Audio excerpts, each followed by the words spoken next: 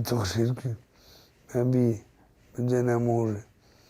Et là, franchement, on se sent vraiment moins qu'une merde. Peter avait l'âge de ses étudiants lorsqu'il a eu son accident de scooter. Un accident qui a changé le cours de sa vie. C'est pourquoi aujourd'hui il témoigne afin de sensibiliser les autres aux risques de la route. Et quand je vois les jeunes, leur âge, je me dis, moi, leur âge, j'aurais un mec dans mon état qui leur parle quand je leur parle. Je serais pas conscient, je serais pas en face d'aujourd'hui. Ils sont une trentaine d'élèves de BTS à participer à cette rencontre.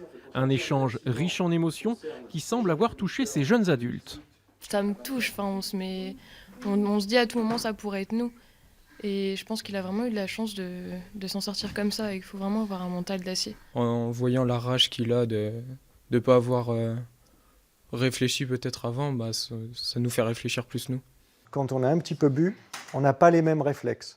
Donc ça veut dire qu'on augmente de fait le pourcentage de perte de contrôle de son véhicule.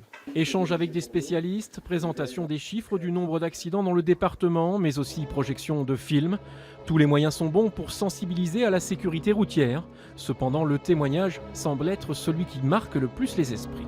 Rien ne remplace le contact humain. Vous savez, il y a le facteur émotionnel qui est fondamental. Et en fin de compte, la jeunesse est très réceptive à ce facteur. Je pense sincèrement que le plus efficace, c'est d'avoir un intervenant comme Peter. Aujourd'hui, on a pu le voir, les élèves ressortent différemment de cette action. Comme pour cette simulation d'accident de la circulation au début du mois au lycée Le Château de Sedan.